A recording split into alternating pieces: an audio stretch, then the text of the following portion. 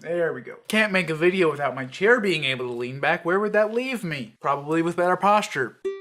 Hello there, Internet. Disclaimer for the next 3 minutes and 59 seconds. I will be talking about grammar, philosophy, worldview, and how those three things all intertwine, and so if that sounds incredibly boring to you, feel free to click away and go watch something else. Also, sorry about my stuffy sounding voice. I randomly got super sick yesterday, and I feel terrible, and it sounds like I'm speaking through a bottle of glue, which also happens to be why I have a bowl of broccoli cheddar soup over here, because I just want to feel better about life, and everyone knows that cheese can help me accomplish that. Also, do your best to disregard the fact that the sun keeps going behind clouds, and so the light level in this video is gonna go like this the whole time. My word, that's like 4 disclaimers to start this thing off. Let's go.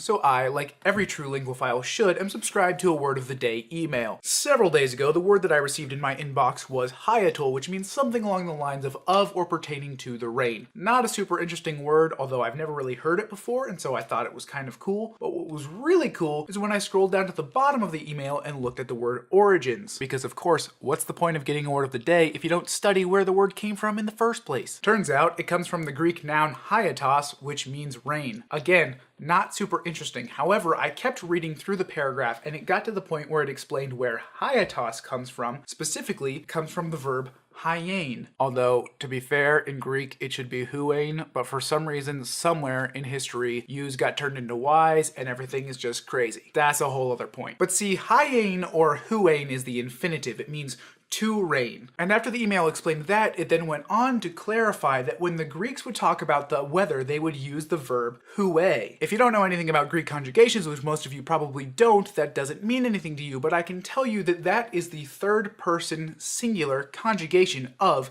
to rain. Thus, when the Greeks would say it is raining, what they were actually saying is he is raining. Well, who's the he, you're probably wondering? The he would be Zeus. You see, the idea of mythology and the pantheon of gods was so ingrained into ancient Greek culture that even if they weren't practicing believers of that mythology, because it turns out a whole bunch of people in ancient Greece really just thought they were fun stories like we do, it was still such a culturally significant idea that their very language reflected that when it was talking about the weather. In fact, I did a little bit more research and found that not only would the Greeks write hué to mean he is raining, sometimes they explicitly would say Zeus hué, Zeus is raining, when they were talking about the weather. And this just got me thinking about the relationship between our languages and our beliefs or our worldviews, our philosophies. There's this theory of language that some of you might have heard of, especially if you've seen the movie Arrival, that states that when you learn a new language, it can actually rework the way your brain processes information. I don't necessarily know if that's true any more so than learning anything reworks the way your brain learns information, because your brain is constantly shifting and changing. But I do think we can definitely say that the converse of that fact is true. And by that I mean that the way we process information,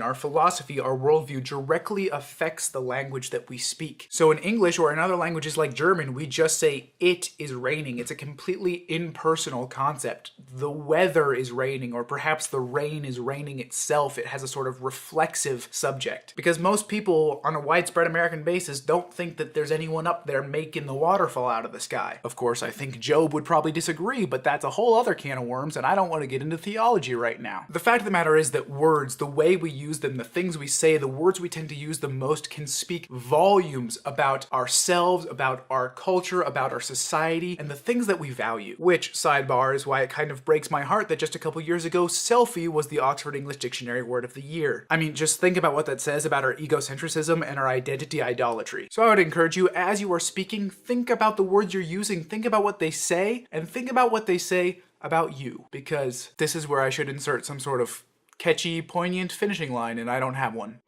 Deuces.